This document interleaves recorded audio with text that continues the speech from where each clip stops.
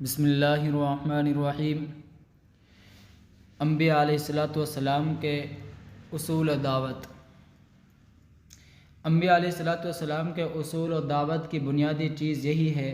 کہ وہ اپنے کام کی اجرت اور مزدوری کسی مخلوق سے نہیں چاہتے، کیونکہ قرآن پاک کے اندر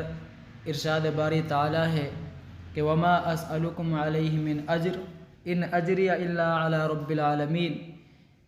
کہ ان کا متحدہ اور متفقہ فیصلہ ہے کہ انتہا یہ ہے کہ وہ اپنے کام کی کسی بندہ سے تحسین و آفرین بھی نہیں چاہتے۔ ان کی دعوت کی کوشش اور تاثیر دو قوتوں کا نتیجہ ہوتی ہے: مخلوق کے ہر اجر سے استغنا اور بے نیازی، اور ان کی ذاتی پاکیزہ زندگی۔ سورہ یاسین میں چند داعیان حق کا ذکر ہے، جن میں ایک کی تکذیب کے بعد دوسرے رسول کی آمد اور اس کی تائید کا بیان ہے۔ بالآخر اقصائے شہر سے ایک سعید ہستی آتی ہے اور اپنے ہم قوموں سے خطاب کر کے کہتی ہے کہ یا قوم اتبعوا المرسلین اتبعوا من لا یسألکم اجرا وهم مہتدون، کہ اے میرے لوگوں، ان پیغمبروں کی پیروی کرو، ان کی پیروی کرو جو تم سے مزدوری نہیں چاہتے اور راہ ہدایت پائے ہوئے ہیں۔ معلوم ہوا کہ مبلغ کے لیے پاکیزگی اور خلق سے بے نیازی اور اخلاص و للہیت ان کی تاثیر کا اثر سرچشمہ ہے۔ ان کی تبلیغ و دعوت کا دوسرا محرک بندگان الہی پر رحمت و شفقت اور خیر خواہی کا جذبہ ہے۔ بندوں کی اس تباہ حالت کو دیکھ کر ان کا دل جلتا ہے اور خیر خواہی سے ان کا دل چاہتا ہے کہ کسی طرح ان کی حالت سدھر جائے۔ ٹھیک اسی طرح جس طرح باپ بیٹے کی اصلاح اور رشد و ہدایت کا طالب محض پدرانہ شفقت اور خیر خواہی کی بنا پر ہوتا ہے، اسی طرح مبلغ و داعی کے اندر بھی یہی جذبہ ہو۔ دینی خیر خواہی اور مسلمانوں پر رحمت و شفقت کی تاثیر اس کے دل کو بے چین رکھے۔ یعنی ہر داعی کی حالت یہی ہونی چاہیے کہ ہر مسلمان کی خیر خواہی اور ان کا دل چاہتا ہے کہ کسی طرح ان کی حالت سدھر جائے۔ یعنی ایسی فکر ہر داعی کے اندر ہونی چاہیے کہ کس طریقے سے دین کا بول بالا ہو، کس طریقے سے ہم لوگوں کو دین کی دعوت دیں اور یہ ہماری بات کو مانیں، مختلف طریقوں سے سمجھایا جائے، اور فکر ہوگی تو دوسروں کے اوپر اس کی بات کا اثر ہوگا۔ حضرت ہود علیہ السلام اپنی امت کو کہتے ہیں کہ یا قوم لیس بی سفاہۃ ولکنی رسول من رب العالمین ابلغکم رسالات ربی وانا لکم ناصح امین، کہ اے میرے لوگوں، میں بیوقوف نہیں، لیکن میں پروردگار عالم کا بھیجا ہوا ہوں، میں تم کو اپنے پروردگار کا پیغام پہنچاتا ہوں اور میں تمہارا خیر خواہ ہوں معتبر۔ حضرت صالح علیہ السلام اپنی امت کو خطاب کر کے فرماتے ہیں، یعنی حضرت ہود علیہ السلام نے اپنی قوم کو دعوت دی اور کہا کہ میں بیوقوف نہیں ہوں، میں پروردگار کا بھیجا ہوا بندہ ہوں، میں تم کو اپنے پروردگار کا پیغام پہنچاتا ہوں اور میں ہی تمہارا خیر خواہ ہوں۔ تو اس لیے ہر نبی نے اپنی قوم کو سمجھایا اور اپنی قوم کو دعوت دی اور ایک اللہ کی وحدانیت اپنی قوم کو سمجھائی اور بتلائی۔ حضرت صالح علیہ السلام اپنی امت کو خطاب کر کے فرماتے ہیں کہ یا قوم لقد ابلغتکم رسالات ربی ونصحت لکم ولکن لا تحبون الناصحین، کہ اے میرے لوگوں، میں تم کو اپنے پروردگار کا پیغام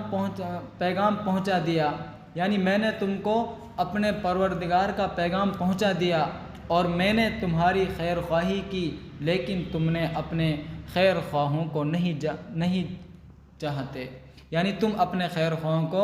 نہیں چاہتے۔ تو حضرت صالح علیہ السلام اپنی قوم کو کہہ رہے ہیں کہ لوگوں، میں نے تم کو اپنے پروردگار کا پیغام پہنچا دیا اور میں نے تمہاری خیر خواہی کی، لیکن افسوس کہ تم اپنے خیر خواہوں کو نہیں پہچانتے، نہیں جانتے۔ حضرت نوح علیہ السلام پر ان کی قوم گمراہی کی تہمت لگاتی ہے۔ اس کے جواب میں فرماتے ہیں کہ یا قوم لیس بی ضلالۃ ولکنی رسول من رب العالمین ابلغکم رسالات ربی وانصح لکم، کہ اے میرے لوگوں، میں بہکا نہیں ہوں لیکن پروردگار عالم کا بھیجا ہوا ہوں، تمہیں اپنے پروردگار کے پیغام پہنچاتا ہوں اور تمہارا بھلا چاہتا ہوں۔ حضرت نوح علیہ السلام نے اپنی قوم کو سمجھایا، جس کا قصہ بہت طویل ہے اور طوفان نوح کے نام سے جانا جاتا ہے۔ حضرت صلی اللہ علیہ وسلم کے تبلیغی احوال اور کیفیات کا ذکر قرآن پاک میں بار بار ہے، اور ہر بار یہ ظاہر ہوتا ہے کہ حضور انور علیہ السلام کو امت کا کتنا غم تھا، ایسا غم جس کے بوجھ سے پشت مبارک ٹوٹ رہی تھی۔ قرآن پاک کے اندر اللہ تعالیٰ فرماتے ہیں الم نشرح لک صدرک ووضعنا عنک وزرک الذی انقض ظہرک، کہ کیا ہم نے تمہارے سینے کو نہیں کھول دیا اور تم سے اس بوجھ کو نہیں اتار لیا جس نے تمہاری پیٹھ کو توڑ دیا تھا۔ امت کے غم سے یہ حال تھا کہ حضور صلی اللہ علیہ وسلم کو اپنا جینا بھی دو بھر معلوم ہونے لگا۔ اللہ تعالیٰ نے تسلی دی اور فرمایا کہ لعلک باخع نفسک الا یکونوا مؤمنین، کیا اس بات پر آپ اپنی جان گھونٹ ڈالیں گے کہ یہ ایمان نہیں لاتے؟ یعنی اللہ کے رسول صلی اللہ علیہ وسلم کو اپنی امت کا اتنا غم تھا، اتنا فکر تھا اور اتنا درد تھا کہ ہر وقت اللہ کے رسول صلی اللہ علیہ وسلم فکر مند رہتے تھے، اور اللہ تعالیٰ نے فرمایا لعلک باخع نفسک الا یکونوا مؤمنین، کیا اس بات پر آپ اپنی جان کو گھونٹ ڈالیں گے کہ یہ ایمان نہیں لاتے؟ یہی مفہوم سورہ کہف کی اس آیت میں ہے کہ فَلَعَلَّكَ بَاخِعٌ نَفْسَكَ عَلَىٰ آثَارِهِمْ إِن لَّمْ يُؤْمِنُوا بِهَٰذَا الْحَدِيثِ أَسَفًا، تو کیا آپ ان کے پیچھے اگر وہ ایمان نہ لائیں اپنی جان افسوس کر کے گھونٹ ڈالیں گے؟ یعنی اللہ کے رسول صلی اللہ علیہ وسلم اتنا افسوس کرتے تھے، اس امت کا درد اتنا تھا کہ اللہ کے رسول صلی اللہ علیہ وسلم کے بارے میں اللہ تعالیٰ فرماتے ہیں کہ قرآن پاک کے اندر فرمایا گیا فَلَعَلَّكَ بَاخِعٌ نَفْسَكَ عَلَىٰ آثَارِهِمْ إِن لَّمْ يُؤْمِنُوا بِهَٰذَا الْحَدِيثِ أَسَفًا، کہ کیا آپ ان کے پیچھے اگر وہ ایمان نہ لائیں اپنی جان افسوس کر کے گھونٹ ڈالیں گے۔ اسی محبت و رحمت کا اقتصاد تھا کہ حضور انور صلی اللہ علیہ وسلم پر مسلمانوں کی ہر تکلیف شاق گزرتی تھی، اور چاہتے تھے کہ ہر بھلائی اور خیر کا دروازہ ان پر کھل جائے۔ اللہ کے رسول صلی اللہ علیہ وسلم چاہتے تھے کہ ہر بھلائی اور خیر کا دروازہ ان پر کھل جائے۔ ارشاد ہوا کہ لقد جاءکم رسول عزیز علیہ ما عنتم حریص علیکم بالمؤمنین رؤوف الرحیم، کہ تمہارے پاس تمہیں میں سے ایک رسول آیا جس پر تمہارا تکلیف میں پڑنا شاق ہوتا ہے، تمہاری بھلائی کا حریص ہے، ایمان والوں پر مہربان اور رحیم ہے۔ دعوت و تبلیغ کا تیسرا اصول یہ ہے کہ نرمی، سہولت، آہستگی اور دانش مندی اور ایسے اسلوب سے گفتگو کی جائے کہ جس سے مخاطب پر داعی کے خلوص و محبت اور شفقت کا اثر پڑے۔ یعنی داعی کے لیے ضروری ہے کہ جب وہ دعوت کسی کے لیے دے تو دانش مندی کے ساتھ، عقل مندی کے ساتھ میں دعوت دے، اور اس آدمی کو دیکھ کر دعوت دے کہ یہ کس مزاج کا آدمی ہے اور کس طرح کا آدمی ہے، تو اسی طریقے سے اسے دعوت دی جائے، اور نرمی کے ساتھ میں، اخلاص کے ساتھ میں اور شفقت کے ساتھ میں اس سے مخاطب ہو کر کے دعوت دی جائے۔ فرعون جیسے خدائی کے مدعی کا کافر کے پاس حضرت موسیٰ علیہ السلام جیسے اولو العزم نبی بھیجے جاتے ہیں۔ یعنی فرعون جیسے جو خدائی کا دعویٰ کیا کرتا تھا اور کہا کرتا تھا کہ انا ربکم الاعلی، کہ جو اپنے آپ کو انا ربکم الاعلیٰ کہا کرتا تھا کہ میں ہی سب سے بڑا رب ہوں، میری عبادت کرو، میری ہی پوجا کرو، تو اپنے آپ کو رب کہلواتا تھا، تو اللہ تعالیٰ نے ایسے کافر کی طرف حضرت موسیٰ علیہ السلام جو اولو العزم نبی تھے، ایسے نبیوں کو اللہ تعالیٰ نے ان کی طرف بھیجا اور کہا فقولا لہ قولا لینا، کہ تم دونوں حضرت موسیٰ اور ہارون فرعون سے نرم گفتگو کرنا۔ کیا فرمایا کہ تم دونوں حضرت موسیٰ علیہ السلام اور حضرت ہارون علیہ السلام تم دونوں فرعون سے نرم گفتگو کرنا۔ منافقین نے اسلام کو نقصان پہنچانے چاہے، اور جس طرح اسلام کی دعوت اور محمد رسول اللہ صلی اللہ علیہ وسلم کی رسالت کو ناکام کرنا چاہا، وہ بالکل ظاہر ہے۔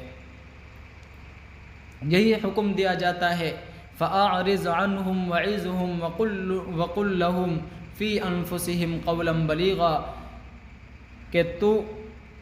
تو آپ ان سے درگزر کیجئے اور ان کو نصیحت کیجئے اور ان سے ان کے معاملے میں ایسی بات کیجئے جو ان کے دل میں اتر جائے۔ اس سے اندازہ ہوگا کہ جب اس نرمی اور سہولت اور دل میں گھر کر لینے والی بات کا طریق منافقوں سے برتنے کا حکم ہوتا ہے، تو عام نادان مسلمانوں کو سمجھانے اور بتانے کا کیسا طریقہ ہونا چاہیے۔ اسی لیے اللہ تعالیٰ نے دعوت کے اس اصول کو آیت ذیل میں تفصیل سے ظاہر فرما دیا ہے۔ ارشاد ہوتا ہے ادعو الی سبیل ربک بالحکمت والموعظۃ الحسنۃ وجادلہم باللتی ہی احسن، کہ آپ اپنے پروردگار کی طرف لوگوں کو دانش مندی اور اچھی نصیحت کے ذریعے سے دعوت دیں اور بحث و مباحثہ کریں، تو وہ بھی خوبی سے، یعنی وہ بھی اچھائی کے ساتھ میں۔ فرمایا کہ آپ اپنے پروردگار کی طرف لوگوں کو دانش مندی اور اچھی نصیحت کے ذریعے سے دعوت دیں، اچھائی کے ساتھ میں دعوت دیں، اور اگر بحث و مباحثہ کرنا بھی پڑے وہ بھی اچھائی کے ساتھ میں کریں۔ حضرت صلی اللہ علیہ وسلم نے جب یمن کی سمت 2 صحابیوں کو اسلام کا داعی بنا کر بھیجا تو ان کو چلتے وقت یہ نصیحت فرمائی کہ تم لوگوں کو آسانی کی راہ بتانا، ان کو دقت میں نہ ڈالنا۔ فرمایا کہ تم لوگوں کو آسانی کی راہ بتانا، ان کو دقت میں نہ ڈالنا، انہیں خوشخبری سنانا اور نفرت نہ دلانا۔ دیکھنے میں تو یہ ارشاد نبوی 2 لفظ کے 2 فقرے ہیں، مگر ان میں طریق و تبلیغ کا ایک دفتر بند ہے۔ داعی اور مبلغ کو چاہیے کہ جس جماعت کو دعوت دے